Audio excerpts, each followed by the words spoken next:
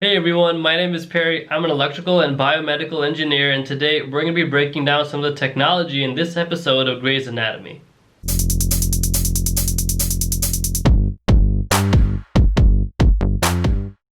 Hey, is that the... Fully functioning robotic leg? Yes, it is. Oh, I thought my absence totally stalled the progress. It did. So I kind of took it in a different direction. I'm redirecting the peripheral nerve signals to send commands directly to the prosthetic leg, eliminating your sensors entirely. I've cut out the middleman. That's really cool, first of all, and for me it brings up two main points. The first one that I should mention is the difference between the central nervous system and the peripheral nervous system. Your central nervous system is your brain and your spinal cord. Your peripheral nervous system is the rest. The purpose of your peripheral nervous system is to register stimuli, send those signals to your central nervous system, where your brain will make a decision about how to respond to those stimuli. For example, imagine that you're touching a pot of boiling water. Your peripheral nervous system is the first to act, and what's going to happen is when you make contact with the pot or the water, your peripheral nervous system will send the signal to your central nervous system or your brain, and then your brain is going to say, okay, move your hand away from the boiling water, and after that your peripheral nervous system will actually move it away. In this scene, when Dr. Torres was saying she redirected the peripheral nerve signals to the leg, it doesn't quite make sense here because your leg is part of your peripheral nervous system. I'm not quite sure what she's redirecting. Like, everything is already where it needs to be.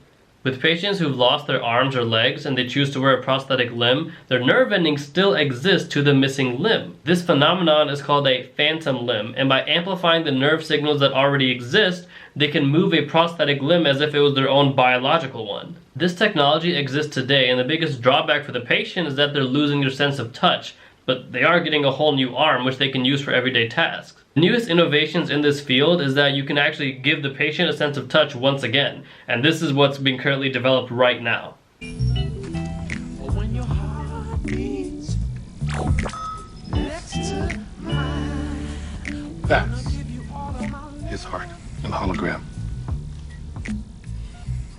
Composed of pre-op scans, complete intraoperative visualization. You can see it from all angles in real time. And even When he says it's complete, like, interactive visualization, that's a very, very fancy way of saying that you can play with it. The coolest part about this scene is that what Dr. Burke is talking about is absolutely 100% legitimate. This technology exists as you see it today, right now. The big innovation of this technology is for humans and computer graphics to influence one another. And you can do this right now if you just buy an Oculus Rift. You can play video games that are exactly set up like that. But the big innovation here is that it's a hologram. While holograms like this can be made and they can be manipulated in real time, the biggest issue that doctors face is that they're not very high resolution. What's really cool about this scene also is that the procedure that Dr. Burke is doing is exactly what a real surgeon would do in this situation. How you would create a 3D model of the heart like this is take a catheter, and the surgeon would take the catheter, right, not just anybody, and they would put it into a heart, and then that catheter would send out electrical signals everywhere, and when the signals bounce back, the computer will create a 3D model which will be displayed on a two-dimensional screen, which the surgeon who is wearing the specialized glasses will be actually able to see, and they can move it and twist it and cut into it, and they can manipulate the heart any way they see fit.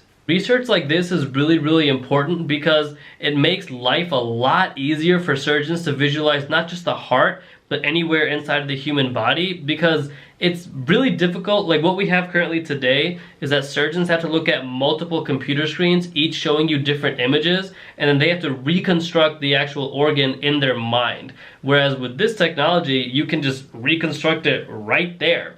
And you'll have depth perception, and you'll have everything that you need to actually perform a more successful surgery. All these printers are yours? yes, There's... 49. We had 50. One went buggy, we sent it back. So, you completed a phase 1 trial with your conduits. What's next? I don't know, I can't...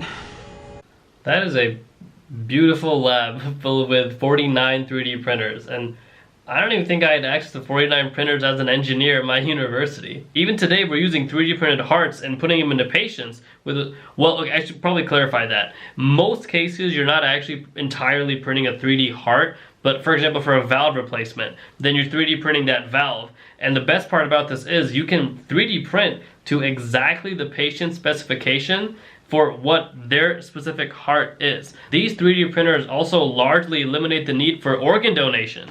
If you really had a heart problem and you needed a new heart, you just had to wait. But now this can save a lot of patients' lives because we can just print the heart that you need for the size that you require. Another cool example is if a child needs like a heart valve replacement or something is wrong with their heart for whatever reason, they can print all of the individual pieces that they will need to like replace the wall of the heart as the child grows into an adult.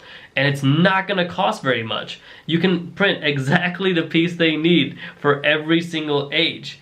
And it's custom to that one patient. So these 3D printers are a really, really big deal because they're unbelievably cost effective. And they're saving a lot of people a lot of time, a lot of money, and it's saving a lot of lives. Thank you guys so much for watching. I hope you enjoyed the video, and if you felt I deserve it, give me a thumbs up. If you want me to commentate and break down any other technology and movie, TV shows, or other animes that you can think of, let me know in the comments, and I'll get to it as soon as I can. Thanks once again for watching. Stay fresh and stay golden.